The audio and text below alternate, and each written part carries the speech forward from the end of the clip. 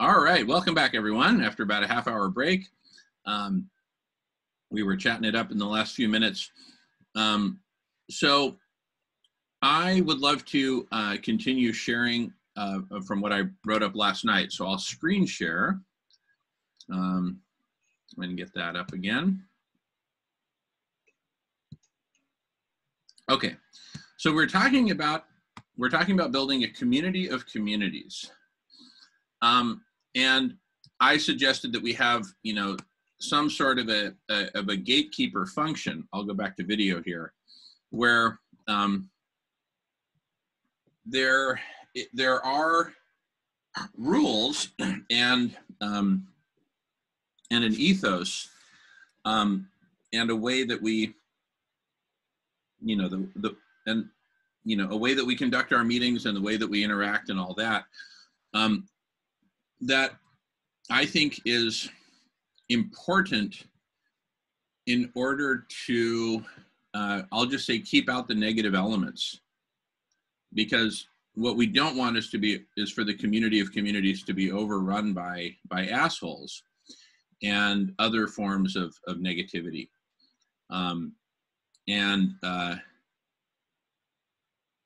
We're really pioneering a whole new medium here, not just video conferencing, but these radical conversations, or what we've also referred to as actual conversations.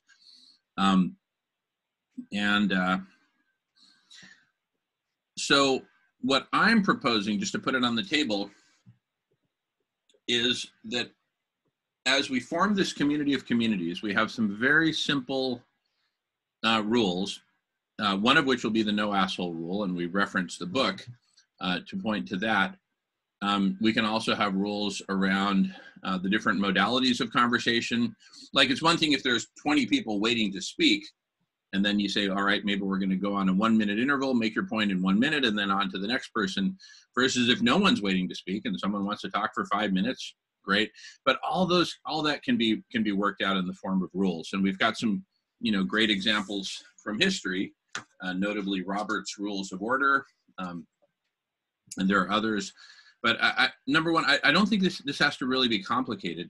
And I think the no asshole rule really speaks for itself. And I think that will essentially serve as a warning to the assholes that this is not a place where you can do your thing here. And for those who try, we deal with it very proactively and very, very quickly, rather than waiting until someone actually is significantly hurt before dealing with it. Jamin? Yeah. I just wanted to put a carrot in here saying that, of course, I support everything you're saying, but the no asshole rule, very often the asshole doesn't see himself as an asshole, so they don't think that rule applies to them. So we've got to come up with a mechanism where when an asshole rears their ugly head, we give them an opportunity to take it down a notch before they get ejected, because in many cases, these people are very, very egocentric, and they don't consider themselves an asshole. They consider themselves an expert, is what I'm saying. I'm going on mute. No, that's an extremely good point. One of my challenges as a leader of this community is to be able to navigate that water, and to be able to call it out when it happens. I think this last meeting with David was a really instructive case for me, because it was not a meeting that I was organizing. I was under the understanding that I was able to have a breakout room, but that turned out not to be the case in the sense that David just took it over. But when someone else is getting bullied, it's much easier for me to step in than if I'm getting bullied. But bottom line, we just have to figure this one out. And I think it'll be something where we'll figure it out as we go along. So the bottom line is that the community of communities will, there has to be, this is kind of stating the obvious, but there has to be, some basic statement that says, this is what we're all about. This is what we're setting out to achieve, and in very general terms, and these are the rules, right? And, you know, right up at the top, I think will be the no asshole rule. People can read it if they want. They can ask about it. We can, you know, point to, you know, this meeting, this recording, and the previous one that I played excerpts of with David, just to give examples. And I think that can actually be a very healthy practice to record, since it's all recorded anyway, just publish those examples that basically say, look, this is the kind of behavior that we're not tolerating, period. And it is black and white. If you're an asshole, you will be, if you're behaving as an asshole, you will be rejected. You will be ejected, right? And to Jamie's point, of course, we'll flag it and give you an opportunity to reform, right? To change your behavior, and so on. But then, okay, I'm just going to go back to the screen share and keep reading, and I just invite everyone to jump in since there's only a few of us and no one's in the queue, so just don't hesitate to jump in, okay?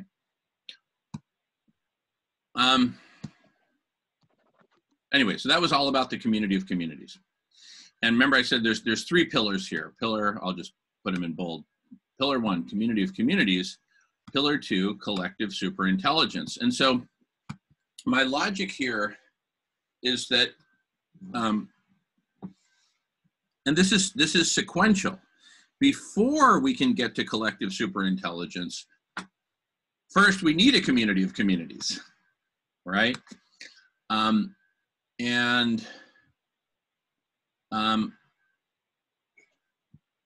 Anyway,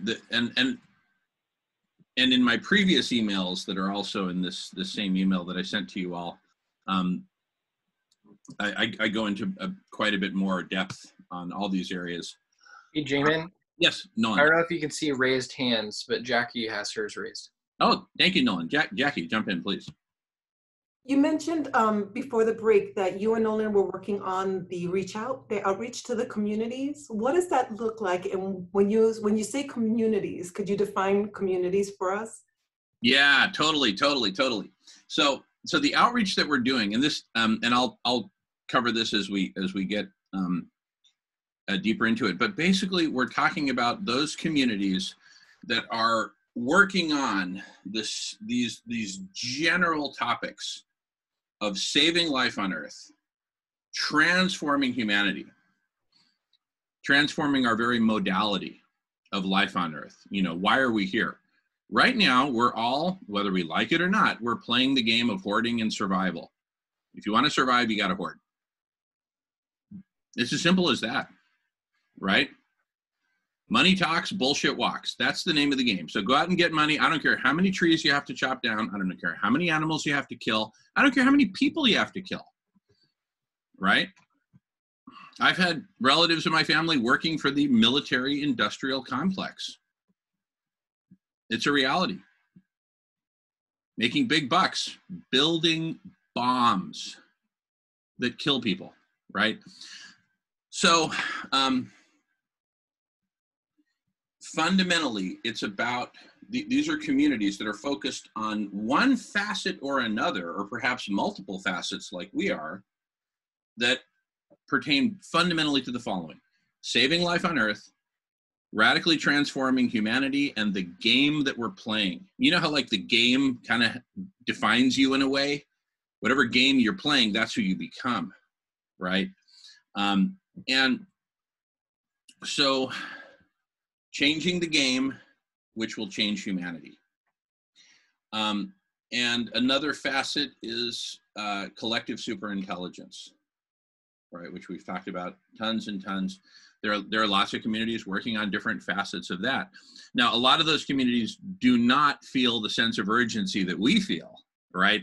We're kind of like a secret love child between, I don't know, Guy McPherson and Noam Chomsky or something like that. right?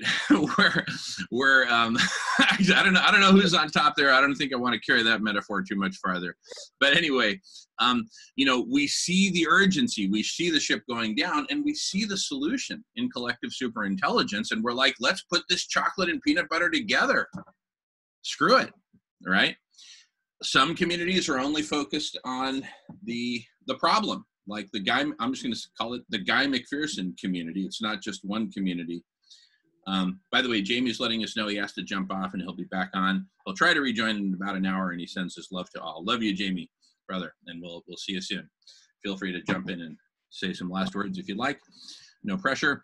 And so some communities are focused on, like the Guy McPherson. Listen, I went to a meeting once. I've hosted Guy McPherson on some tours. We've done some touring together, set up meetings and all that. On our first tour in the San Francisco Bay Area, where I had him as my guest speaker at a Sierra Club dinner, the next day we went and had a meeting with a group in Oakland.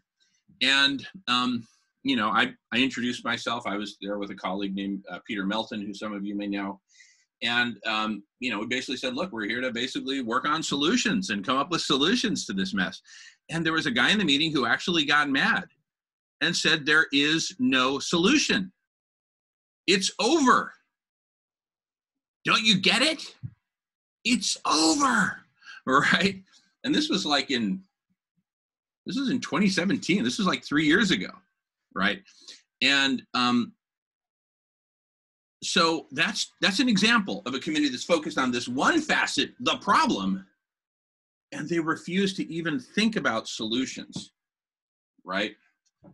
So there are people who just think it's over, and it's time to, you know, be polyamorous and drop acid and basically just squeeze every last drop out of the grapefruit that you can before, you know, breakfast is closed.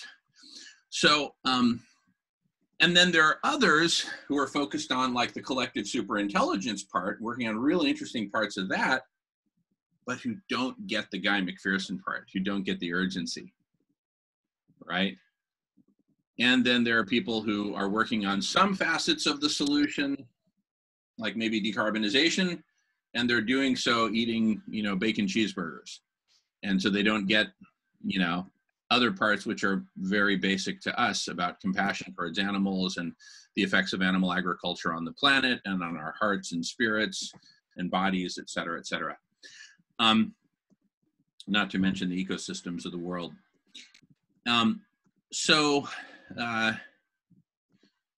What I'm suggesting is that we put together a very simple framework that basically says, look, this is a community of communities.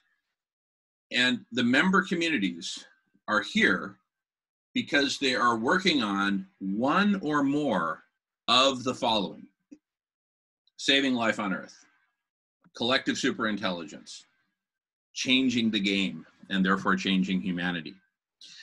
Daniel Schmachtenberger has talked about humanity's phase shift. And Silas Rao and others have talked about going from caterpillar to butterfly, this, you know, this phase shift, this radical transformation in who we are as a species, right? So with what I just articulated, that's kind of the snapshot. These are the communities we're looking for, right? And we want diversity in these different communities. But, you know, what we don't want is like, you know, the NASCAR community showing up, you know, revving their cars and saying, you know, we're not here to change the game. We're here to reinforce the current game. America, capitalism, freedom, right? Okay. So it's, and, you know, we're just starting to kind of define it, but it's pretty simple. It's like, if you're a community that's focused on radically transforming and ultimately saving life on Earth through one means or another, you're welcome here, right? So just wrote in a comment, many people feel pretty suicidal about the way the world is and find the message, hey guys, it's the end of the world, a comforting message. You know, it's funny, I myself at times have taken comfort in that message, because it's like, finally the madhouse will be over, right? Monty Python monster, come and squish your foot here because we can't take it anymore, right? Yeah, yes, go ahead, Sal. Do you know the writer John Ronson? John who? John Ronson. John Ronson. He's a thinker. He wrote a book called The Psychopath Test. He's interested in psychopaths. And he also wrote a book about conspiracy theories. And the film, The Men Who Stare at Goats, was based on one of his books. Well, anyway, recently he's got a chronic anxiety problem. And he was finding the whole lockdown coronavirus, everybody being scared and terrified, very comforting, because at last he was on the right page. You know, the world was on the same page as him at last. And that's what I was trying to say with the suicide message. You know, it's like there's the comfort in the truth, but it's also, the person who's suicidal is like at last on the right page, you know, if everybody's joining in with that way of thinking. You know, it's interesting. So I mentioned that very first Sierra Club dinner that I hosted Guy McPherson back in spring 2017, like 3 years ago. And prior to that, a couple days prior to that, we were at an event in San Francisco that we are also sponsored and hosted, Earth Day, actually, San Francisco 2017. If you had been there in San Francisco, you would have seen a big radish pavilion, and I got up on stage and made a speech and all that.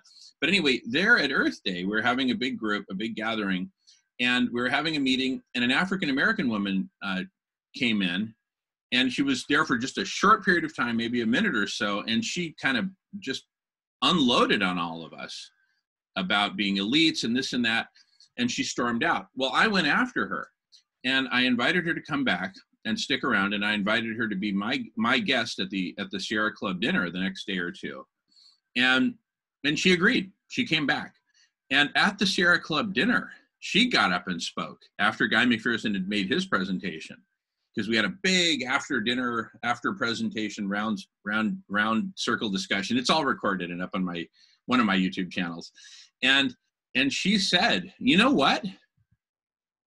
I'm fucking digging this, you know, because here my community has been so oppressed and so beaten down. I'm freaking loving seeing a bunch of rich white people feeling the freaking heat.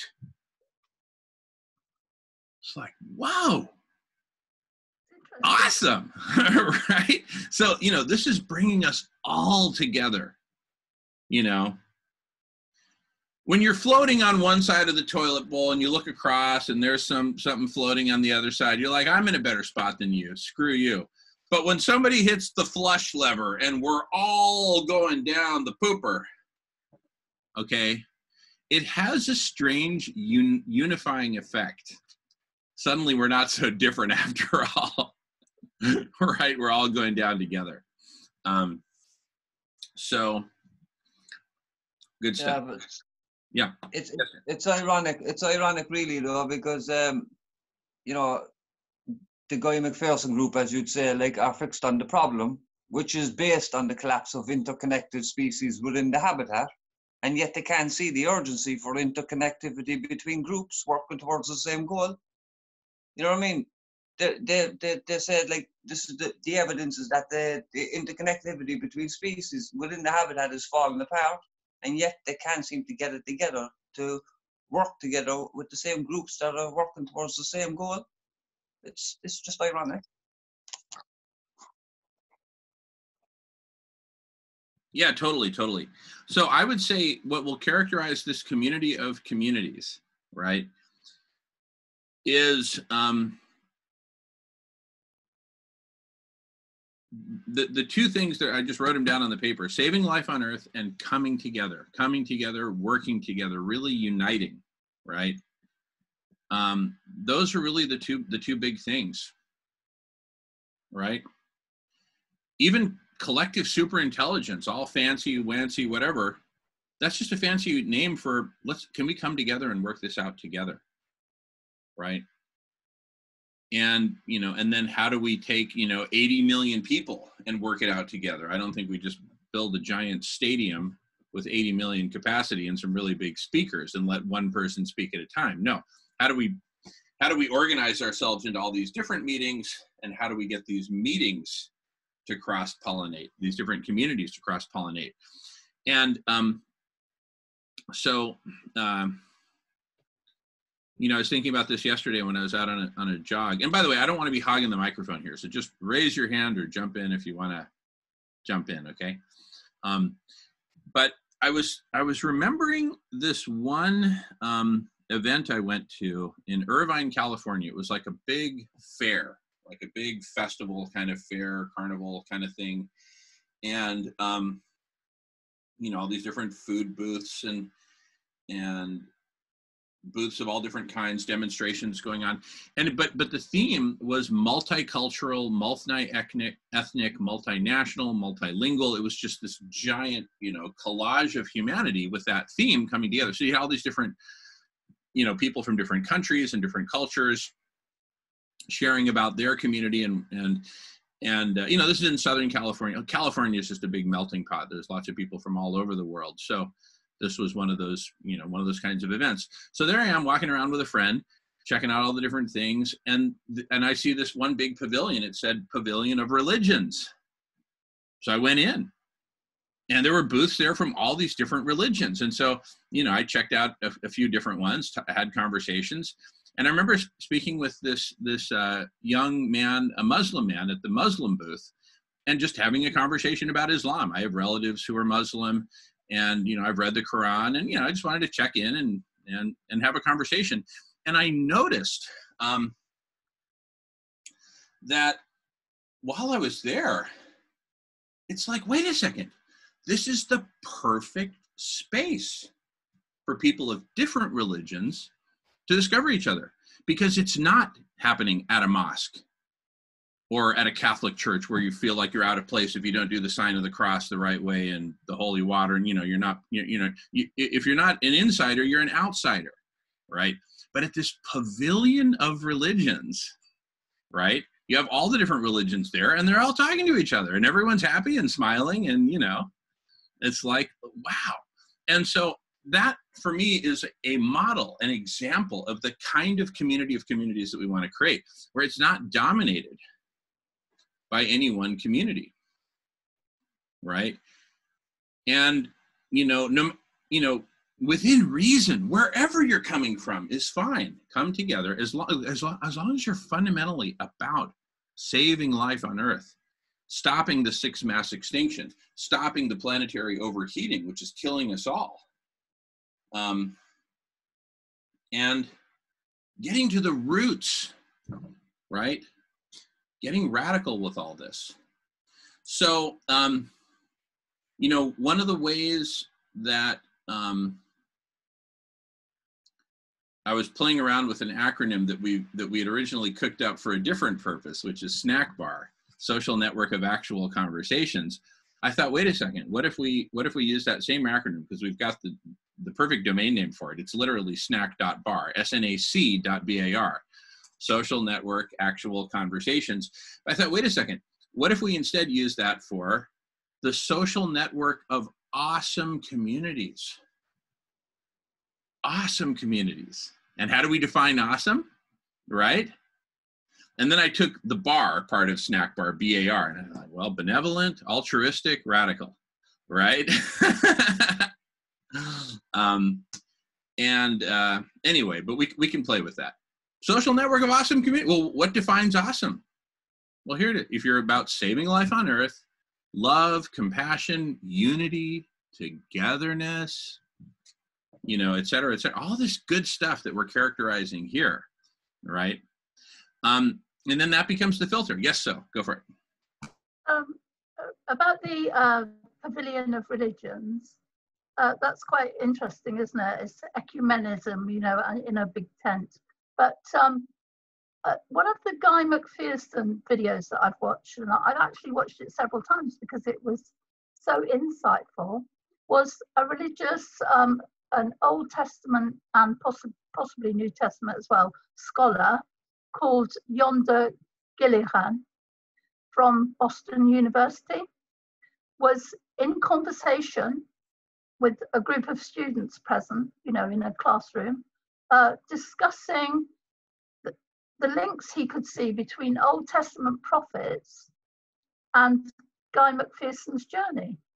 And it's so interesting because he's just bringing those two together. Now, it would probably be very uncomfortable for Guy McPherson to be spoken of as a prophet, but after listening to it quite intently, I thought, yeah, he definitely has that prophet role. He preferred to be call it a professor role. He's professing something.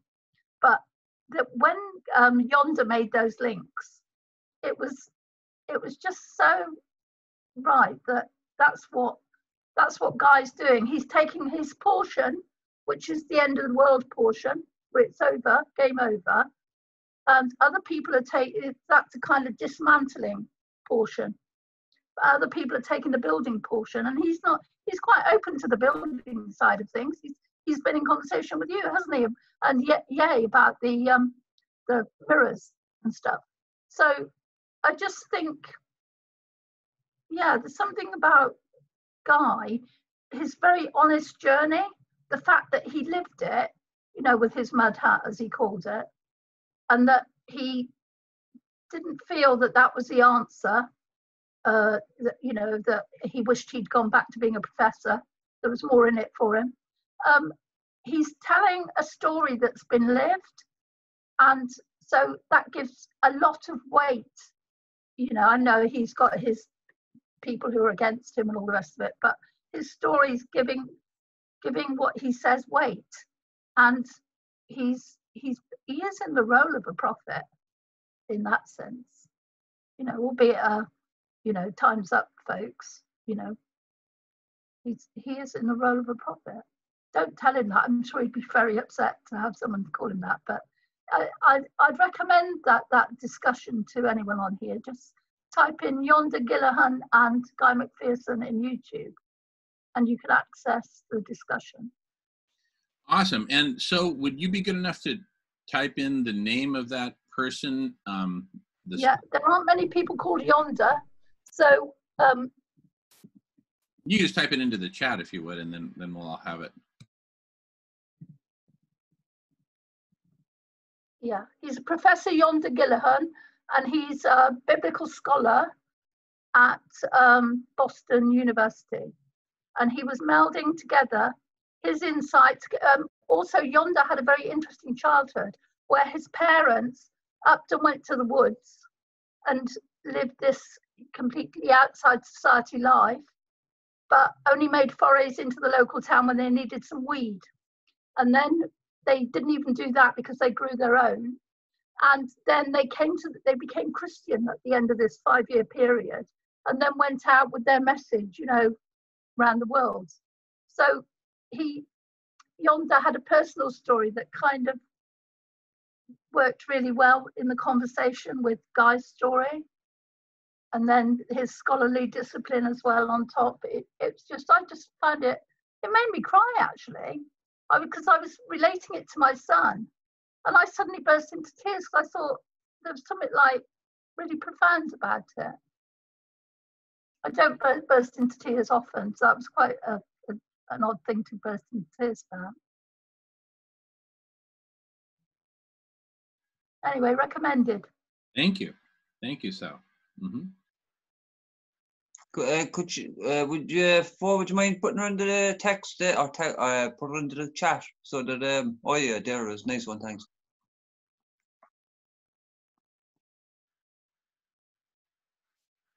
Beautiful, thank you, Sal.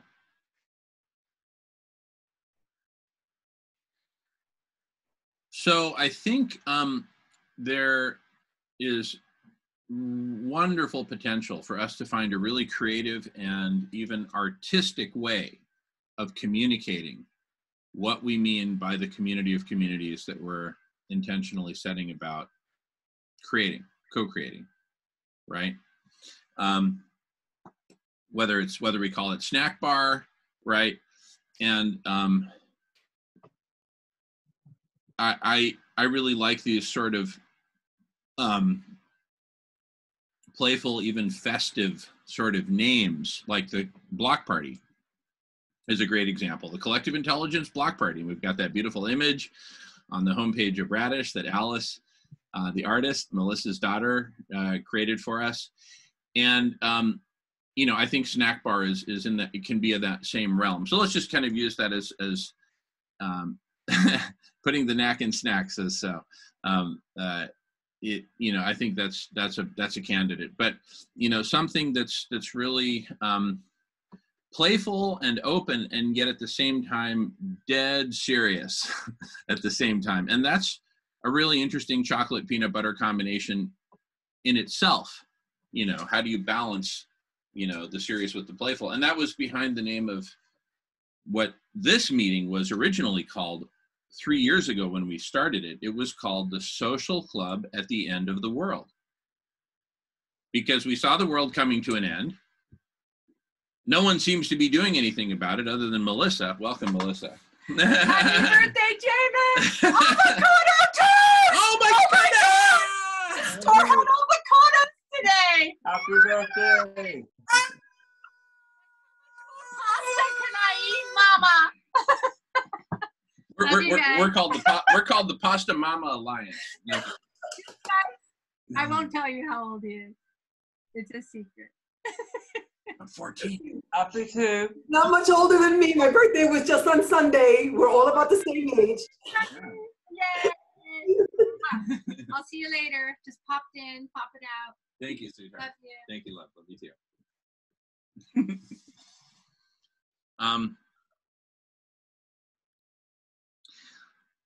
So the Social Club at the End of the World. It's like, listen, if the world's coming to an end, let's at least throw a party, right? But beyond that, let's use this social club to talk about it and to talk about solutions, right? And then when Silas joined over a year ago, he said, hey, why not call it the Social Club at the Beginning of the New World? And we're like, great. So we did that. We made that change.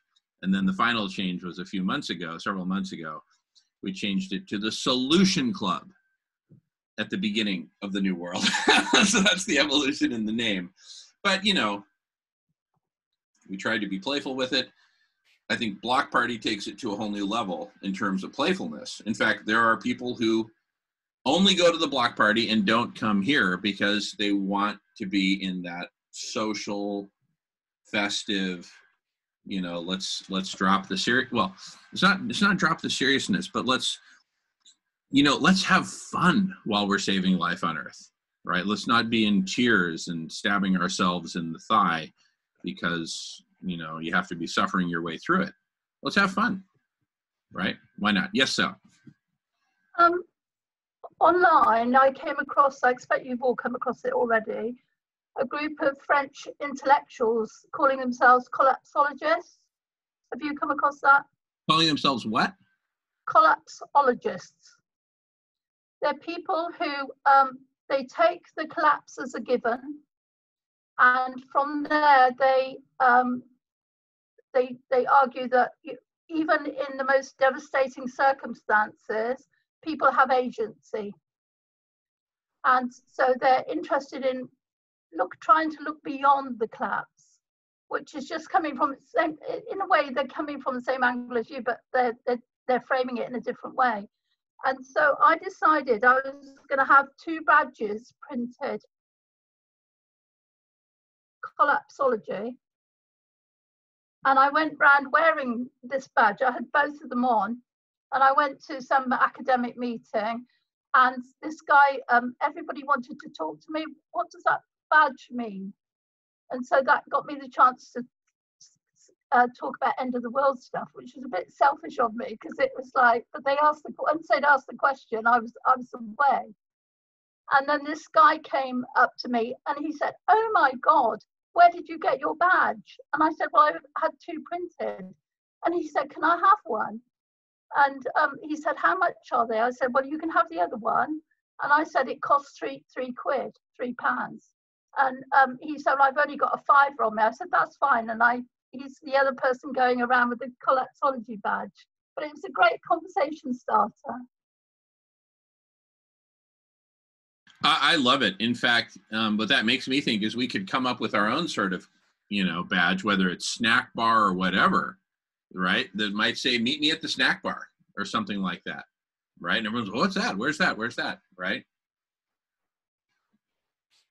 And so my thought there in terms of is that, so this is a totally open public meeting, but this can only scale so big, right?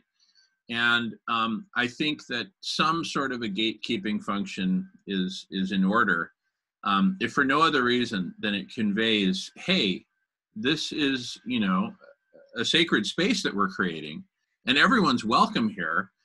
And, to get in, you have to basically, go to the registration desk and sign off on the rules, right? The basic intentionality, the basic framing for this, right? But nothing really hard. You don't have to pay anything to get in. You don't have to be anyone special. You don't have to have any kind of pedigree or anything, right? But you do have to come with the right intention, I would say.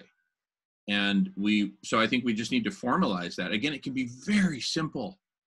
It can be as simple as, look, we're here fundamentally to save life on earth, to come together to save life on earth. There, it's down to one sentence. Come together to save life on earth. We're a bunch of communities who are intentionally coming together to save life on earth. Jamin, I wanna help in outreach to communities. That's very passionate. I really want to be instrumental in supporting and help out with that. And the first one is the Vegan Interfaith Coalition, that I'm part of the steering committee. That's exactly who should be here. And we've got documentarians in there. We've got Will Tuttle is part of it, Victoria Moran, Lisa Levinson, Judy Carmen, Frank Lane. I mean, this is who. And we represent several different religions, all coming together under one faith: humanity, loving of earth, and protecting all of her children. Brilliant. I love it. That is the poster child community that we want here. And you say you're on the board? The steering committee? Steering committee. Perfect. Oh my goodness. Listen, oh my goodness. I'm just so excited because this is like a real life happening right now example of a community, a leader of a community, a leader, not the leader, but you got a bunch of leaders, but you're a leader of a community saying, hey, I want to be part of this community of communities. I want to bring my community into it. That's it. This is the model. Hallelujah. Edison's first light bulb just worked after 10,000 tries. And we meet next week on Monday. So I would love to figure out how to introduce and invite them into this. And I also meet with Pachamama Alliance, which is another one that I joined to create allyship and to invite them to the 24-hour block party. And I'm due to meet with them again. So I'd love to develop the language in order to invite them, because that was my whole point, was to say, come, I'm you, and let me participate in you, but let me show you what we're working on also, so we can cross-pollinate. Absolutely, and that's exactly it. That's the community of communities. So when I went to the Pavilion of Religions, it wasn't about the pavilion. It wasn't like, hey, you first have to join the pavilion and become a pavilioneer, and then, no. It was just, come on in, right? And so this community of communities, think of it as just a very simple envelope, container, tent, bazaar, whatever, carnival, festival, just a giant container that's big enough, for all these different communities to join and participate in and co-create. It's really about the communities. And so, again, a super minimalist statement of who we are and why we're coming together. We're coming together to save life on earth. Simple as that. And that also puts it in very cut and dried terms. It doesn't mince words. oh, we're not coming together to, you know, no, to save life on Earth. We're almost dead, and we want to kind of do something about that, right? Be kind of nice to stay alive. Or if they're real collapsologists, I'd say the best way to put it is to save what life we can on Earth. Yeah, because they already have the mind that we're in collapse, so we'll save what we can. That's it. They're quite a positive group, actually. Yeah, you check them out online. There's a group of French thinkers. I watched it in French, but I put subtitles on. So it's just, they have a very interesting take on it. It's just a different angle. But they are very positive in my view. Well, I'd love to have them in the community of communities. I'd love to have them at the snack bar. All right.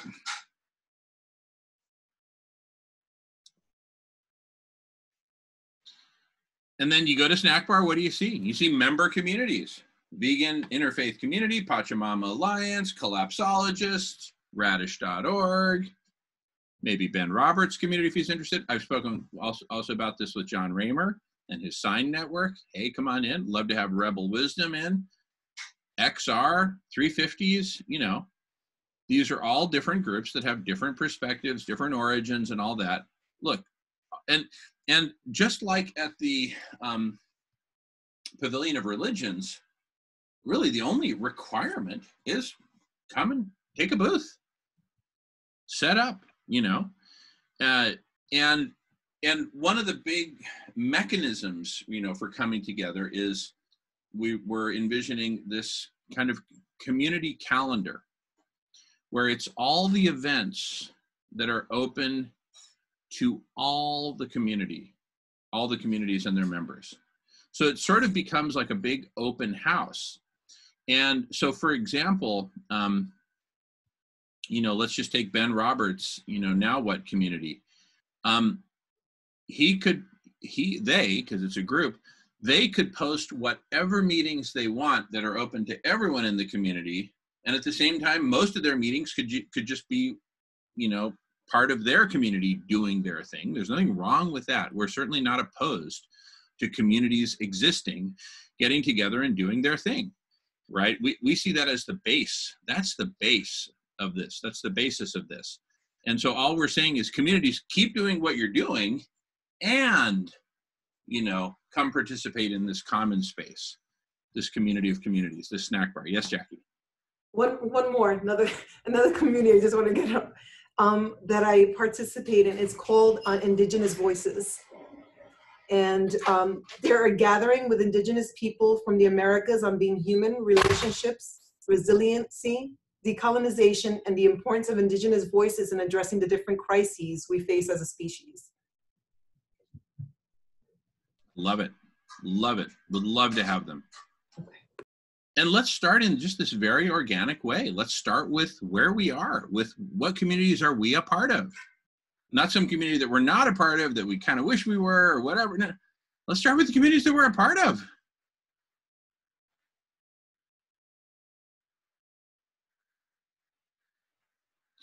I'm going to go grab some water super quick. I'll be right back.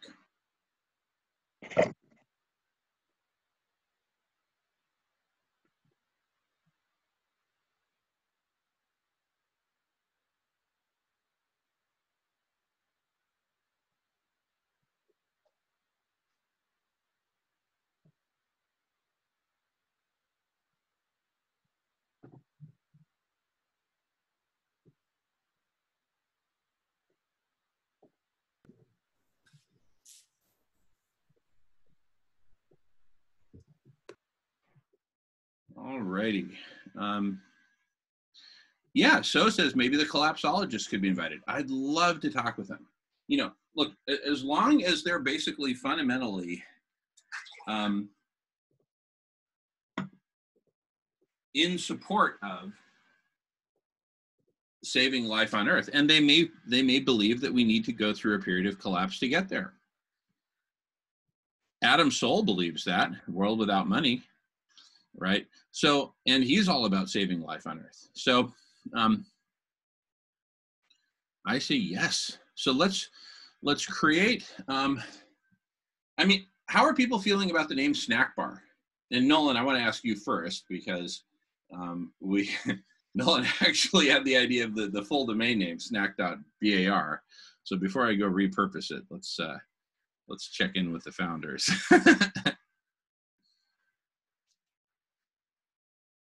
As social network of awesome communities, is that what you're asking?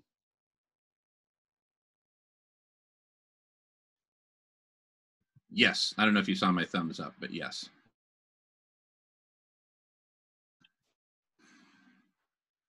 I don't see why not. Yeah.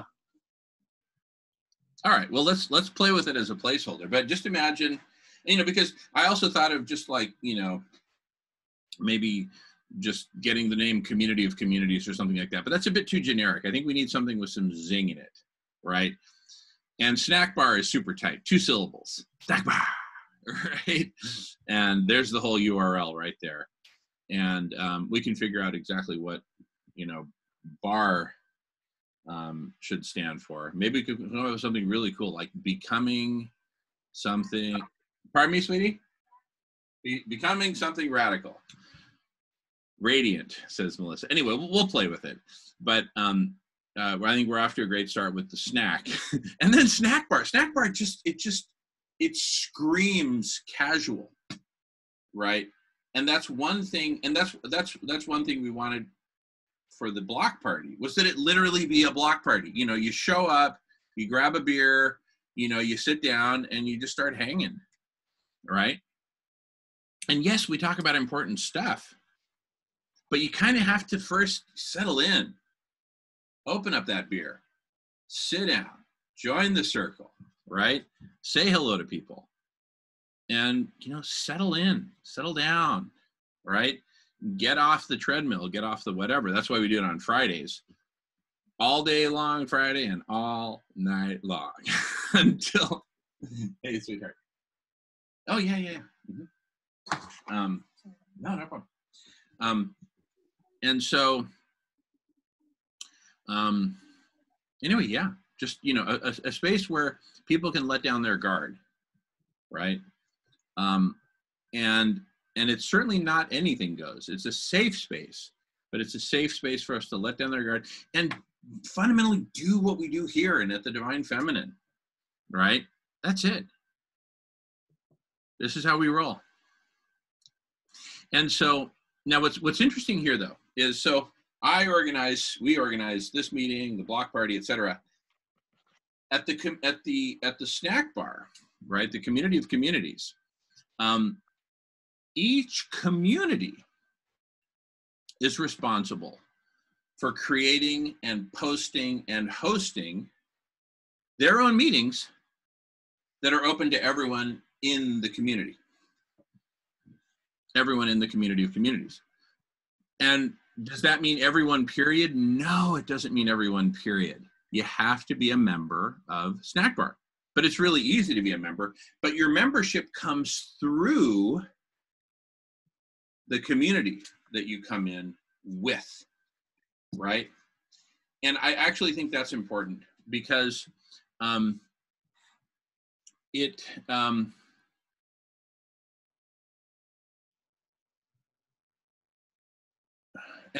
I'm having trouble like really putting my finger on it, right? But what's coming to me is that like, let's take Jackie, for example. So Jackie representing, as a representative, not necessarily the only one, but as a representative of the vegan interfaith community. Oh, and by the way, Jackie, you're going to be at the VCI meeting, which I know is starting like in a minute.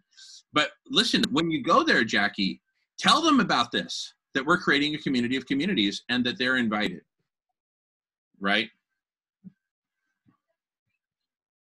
What, Snack Bar?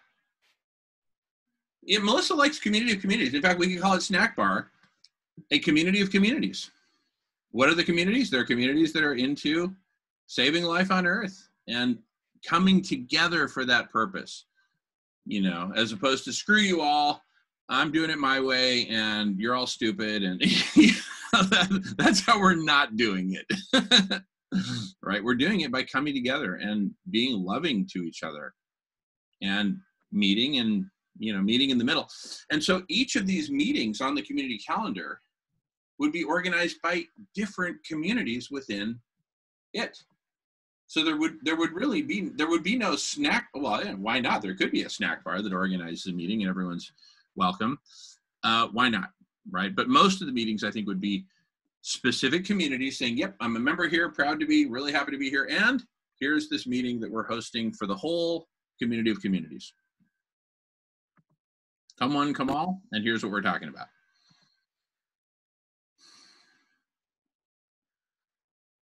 All right, I'm going to jump off and join that meeting and speak about this and come back.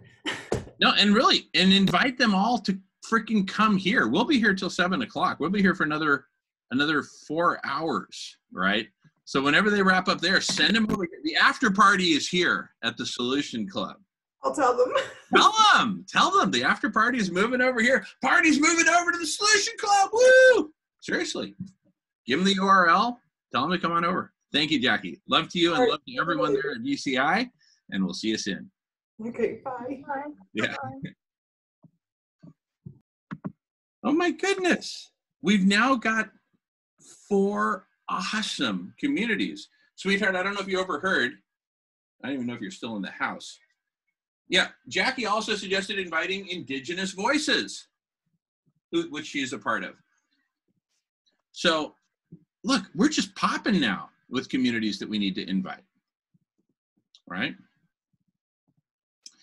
And what I'm thinking here is that to invite a given community that I think that, like, let's just take Jackie, starting with the vegan interfaith community. She could put out the invite to everyone in that community to come and be a part of Snack Bar, right? And she could say, if you're interested, talk to me, right? And have it done in a way that, see, Jackie, she's in. I mean, as far as I'm concerned, she should be the chairperson of the board kind of thing. But she's as in as you can get.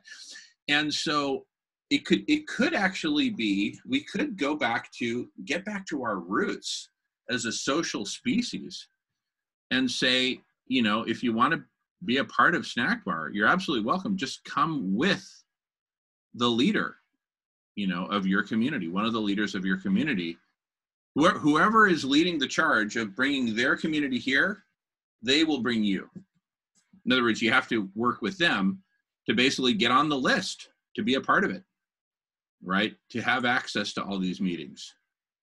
You essentially need to be vetted, right? Because then that way, let's say Jackie brings somebody in here and they're being an asshole to someone, right? Just hypothetically. It's kind of hard to imagine that scenario coming from someone Jackie invites, but I'm just going to use it as a hypothetical example. Then, very simple. We deal with that person, but we also go to Jackie and say, hey, Jackie, check out this recording. Look at what your person did to these other members in the community. And then Jackie would say, oh my goodness, here, let me get right on that. You see what I'm saying? So it becomes a social network. It becomes social, right? You're in because someone invited you. It's still totally free. We're not asking you for a penny or anything like that, but you're in because someone invited you. And I think there's a lot of value to that. Making it personal like that, because then if you come in, you know that you've been invited by someone, you know that they've got skin in the game. And so if you burn the community, you're burning them too, as well as yourself, right? So I think it's kind of one potential mechanism for keeping it civilized, for lack of a better word, right? Anyway, we're just popping with ideas here. Okay, and So has put in some links to the Collapsologists. Awesome. So do you know any of the Collapsologists? No, I only came across them online, and I was rather taken with the idea to the extent that I had 2 badges printed. So, and I was desperate when I discovered Guy McPherson. Can you read that? We read it before, Collapsology. It's kind of reflecting a little bit, but we read it. When I discovered Guy McPherson online, I had nobody to really talk about the end of the world with, and I came across the Collapsologists, are quite intellectual and in that kind of French way, and so I thought, if I have a badge, I can trigger a conversation, because people will ask, what does that mean? And it worked. And they asked what it meant. And so I got to have the conversation, quite selfishly, I got to have the conversation I wanted. So that's I just like, I like the idea of you start from collapse as a given, and then you're looking at what next, what after, what could be after. You're imagining a future beyond that moment of collapse. So I've put the links there. So I've probably summed it up very badly, but I've put the links there, and I'll put the links to the Yonder Gillihan chat with Guy McPherson as well, okay, in case anybody likes the idea of it. Great, thank you, so. Thank you. Emery's got his hand up. Go for it, Emery. Hi, John. I had a question about snack bar. Is there going to be some kind of a mailing list system set up where people who do get invited will place their email, or are you going to set up a web page? What's going to be set up for snack bar particularly?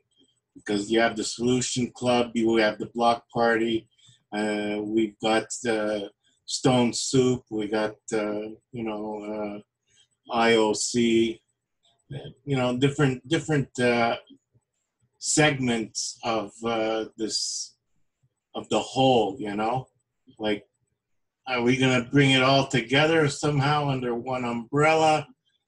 Or are we going to have separate get-togethers, or will they be eventually just breakout rooms from one central landing spot? Well, here's the thought. Here's the thought. Since you asked the question, and this is all just popping, just new from nothing right now, because we're digging into it, but. Imagine that you go to radish.org, you see the Block Party, Collective Intelligence Block Party, you click on it, you go to that page, the Block Party page, it says Collective Intelligence Block Party, a snack bar event, sponsored by Snack Bar, just for example.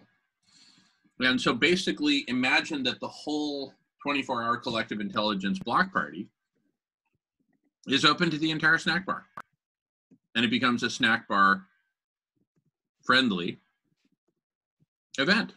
Obviously, everyone part of the Block Party is automatically invited, right? If you're in the Block Party, if you're in the community already, so the Block Party would be a member community of Snack Bar, so would Solution Club, and just like any organization, any communities that are members of Snack Bar can post their meetings on Snack Bar, well, so can we. And if we want to post a weekly 24-hour meeting that's open to the whole Snack Bar, why not? Right? And then we could then take chunks of the 24-hour Block Party and their different scheduled meetings that could all be up on the community calendar of Snack Bar.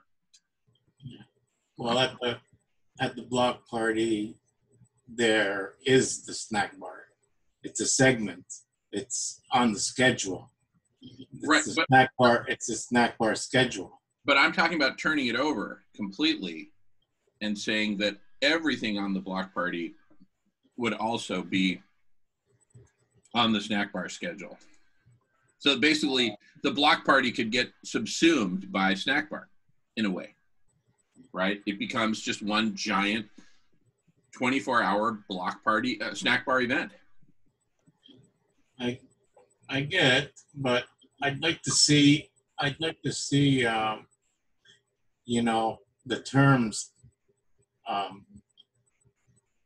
prioritized, you know, in like for example, you've got radish.org, you know, you got the block party, you got the solution, you've got the now, you know, different, we're giving different names to basically, you know, an effort, a collective effort, right, to solve these problems that we've tabulated, you know. So, I mean, the intentions that we have in common, you know, we have them in common across the board of, you know, in each so-called department. Call them departments, call them however you want, I guess, you know, but I think the overall intention is about the same, no? Yeah, totally. I would encourage everyone to consider it from the following terms, right?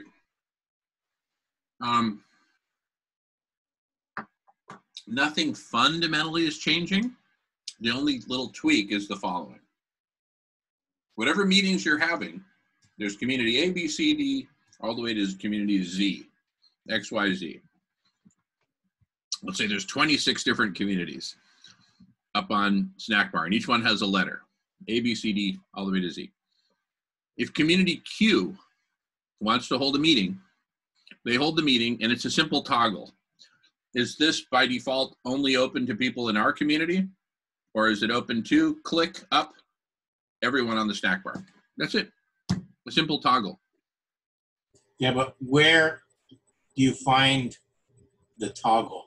Where is the toggle switch? Here, I'll tell you. Do I go to a Facebook page, or do I go to radish.org and it's right there and I click the switch? Yeah. No, I understand the question. I'm just waiting to answer.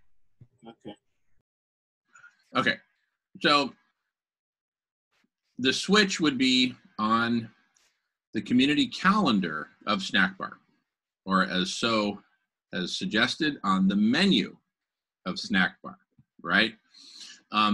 So if it's on the menu, it means the toggle is turned on.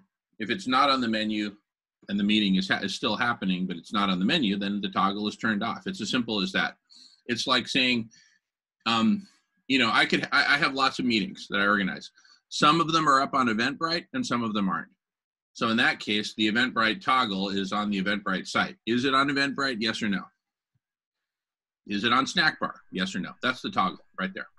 Yeah, but do I go to radish.org? No, you go to Snack Bar, snack.bar, snac.bar. It doesn't exist yet. We've got the domain name, but we haven't launched the site yet. So what we would then do is build out the community calendar. There's really two fundamental pieces to Snack Bar. One is, who are we and why are we here? You know, what's the mission? What's the description of this community of communities? What's our beliefs? I get that.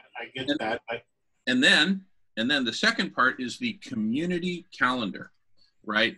And only authorized representatives of member communities have access to post on the community calendar. Now, would we also create a Facebook page? Absolutely. We'll create a Facebook page. Will we also tweet? Yes, we'll tweet. Right, and so on. Look, I understand. All I wanted to suggest and to make sure is that we have the horse in front of the cart, you know, and have these things already in place, set up, so that when Jackie does go and reaches out and have people come, that there's a there is a landing place already in position where, you know, you can freely leave your details, your if you can, you know, your email and whatnot, so that you can be contacted if need be. You know what I mean? Totally. Totally. Yeah, I think the default will be the web page and the Facebook page for Snack Bar. So those have yet to be created. So right now we're in the realm of thoughtware as opposed to software, right? And as I mentioned in what I screen shared earlier on that meeting with David and I'm forgetting the pronunciation of the other gentleman's name, and Nolan. Yeah, I made that point. Thoughtware before software, right? Too often we rush to say, well, let's do it, right? Well, you know, maybe let's take time to think first. Thoughtware before software. So right now we're still in the realm of thoughtware. We're not doing software yet. So at some point, are you going to delegate that, or are you going to do it yourself, or Nolan, or like who's going to end up doing it? Yeah. Yeah, it'll definitely be delegated, and to whom, that's TBD. All right, carry on. Mm-hmm. Yeah. So back to the thoughtware part of it.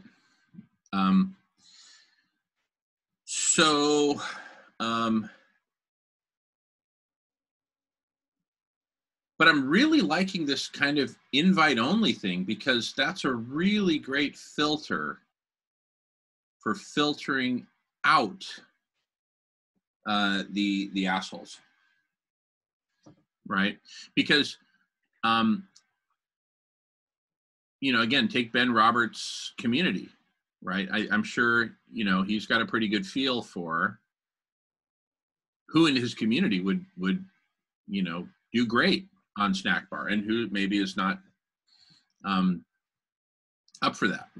Maybe it's everyone, but it would be up to Ben Roberts to make that determination. And we make it clear to him that, you know, he's on the hook for bringing in only people who he really knows, right? And has some connection with, that he can vouch for them. Because I think if we make it, if we do it like that, you know, the meetings can still be broadcast, they can still be recorded and published and all those good things. But I think it's important to actually have a bit of a filter there, right? So that people who come in to these conversations on Snack Bar don't end up, you know, farting in the elevator and screwing it up for everyone else there, right?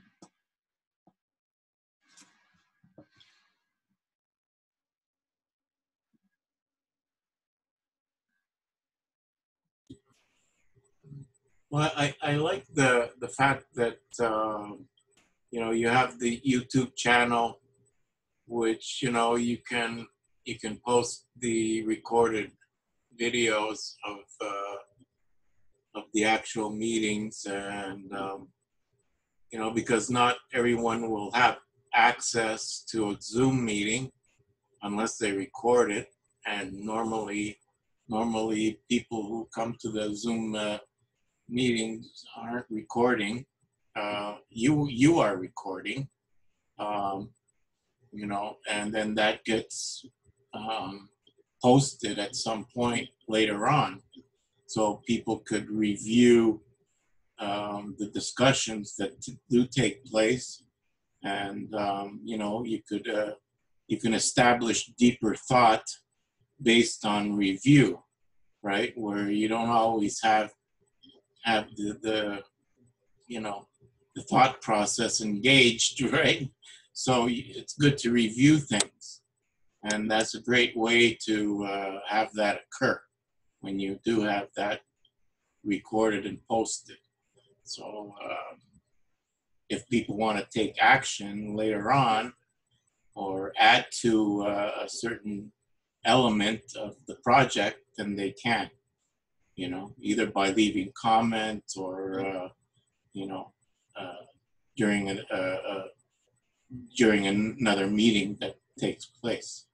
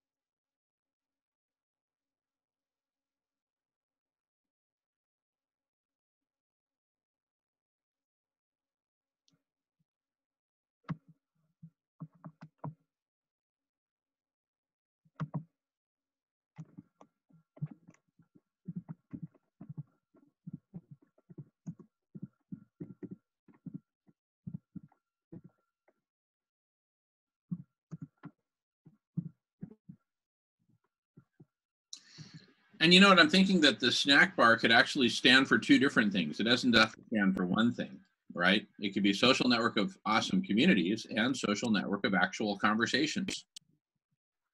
This is where these awesome communities come together to have actual conversations with each other that are then broadcast to the world.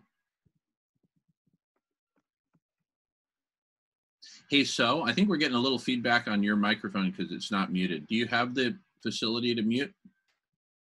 Okay, awesome. So yeah. See? Awesome. Okay. So Is it okay now? oh, you know, I'll tell you what. I'll just mute you, and then when you want it, there you go. You got it. You got it. Thank you. So yeah. I'm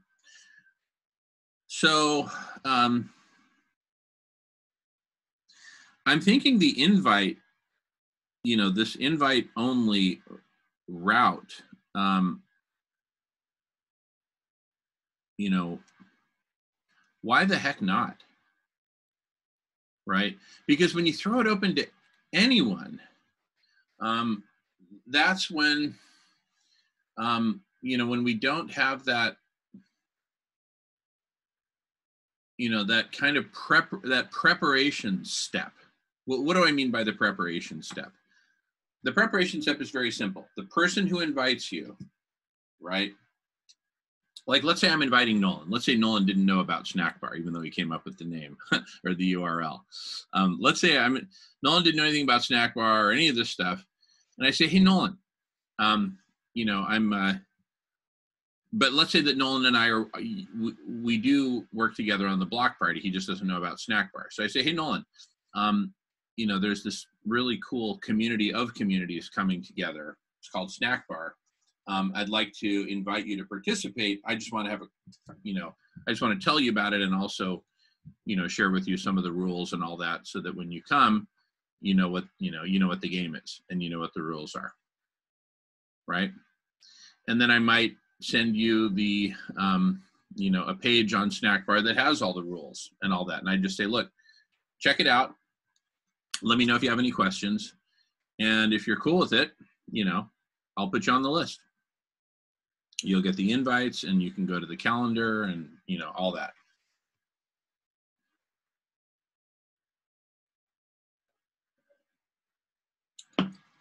In fact, maybe we make the calendar totally public, but if you want to actually go to any of those meetings, you have to be on the list, right?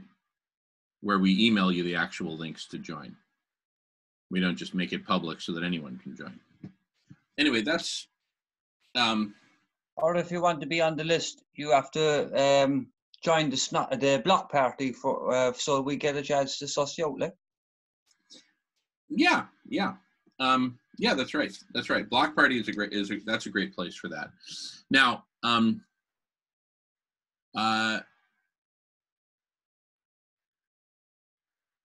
Yeah, I think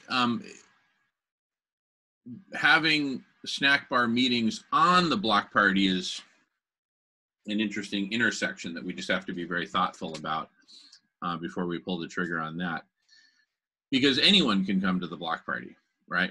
But I like your idea, James. I mean, that's the basic idea is that, like, so for the snack bar conversations, I know exactly who to invite from the block party and who not to invite, right? I just know because I'm the one who, you know, most manages the block party, right? And likewise for all these communities, the community leaders know who to invite. But it can be put out there to the community as an invitation. Like Jackie could say to the vegan interfaith community, hello, everyone. I'm joining this community of communities, and I'd like for all those in vegan interfaith who are interested to join as well.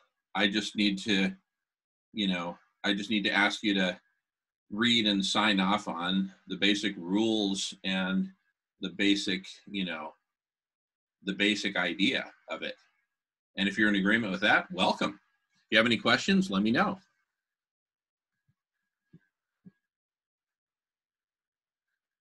Emery raised his hand. Go for it, Emery. Yeah, I like the idea of maybe a sign up, you know, and also an introductory video on each part. Each part, you know, would have like a 10-minute or whatever video, like what you suggest, you know, start here. You know, you have a 30-minute video, start here. So snack bar, start here. And then in connection with that video, you can leave your contact information in a comment.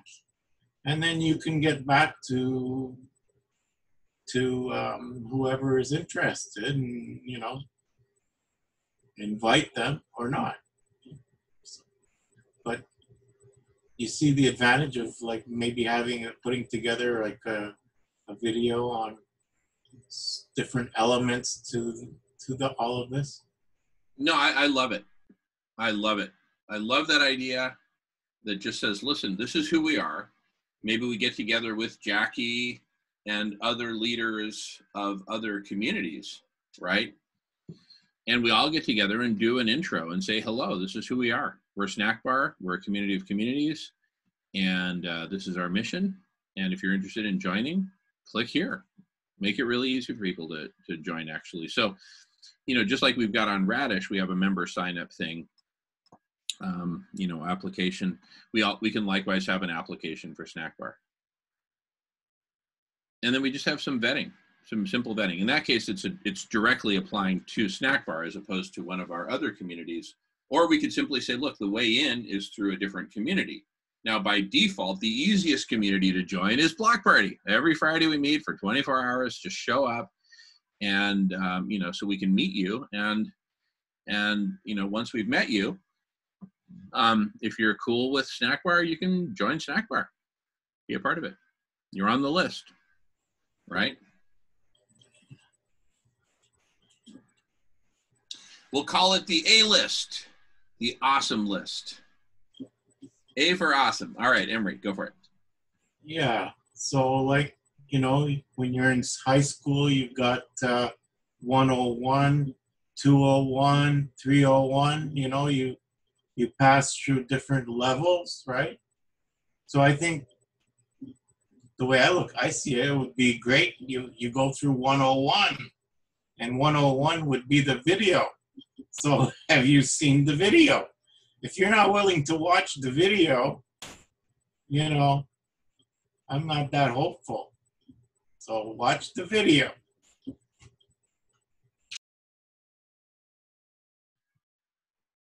Yeah, no, I love it, Emery. Totally. Yeah, watch the video. This is what we're about. But, you know, but different from Block Party, different from Solution Club, not anyone can just barge in, right? You basically have to commit to something. It can be minimal. It can be very simple.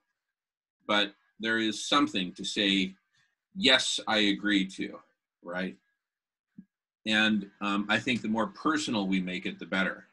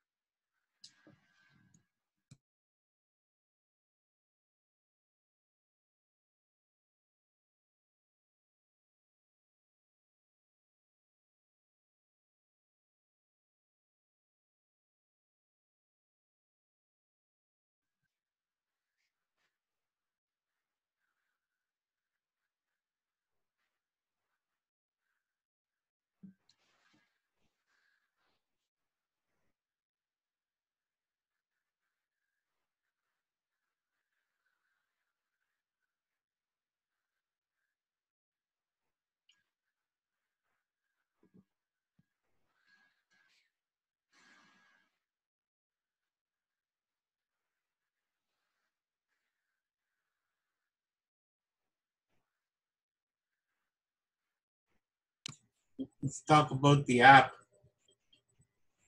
Which app? Well, all of them. We're not limited to just one, right? Sure. Yeah. So, let's see. It's been about an hour and a half since our last break. Should we go for another half hour before we break again? How are people feeling? Or do people need a break now? Well, we could break now and then gather our thoughts. All right, let's check in with Ireland, where it is pushing midnight. Well, I'm easy anyway. Like, so if you want to take a break, just if there's a lull, I don't mind. I'll make a cup of tea. Okay. I'm not going anywhere anyway, so I don't care whether there's a break or not. I'm still here anyway. Very good. Well, I'll tell you what, why don't we take maybe a 15-minute break? I might reset and get outside where it's sunny and pleasant. What do people think? It's supper time over here in eastern part of Canada. I'll tell you what, let's break for 17 minutes, which would put us at 10 till. And thank you, so. Very good. All right. We'll meet in 17 minutes at 10 till. I'll stop recording, and we'll see you all shortly. Thanks.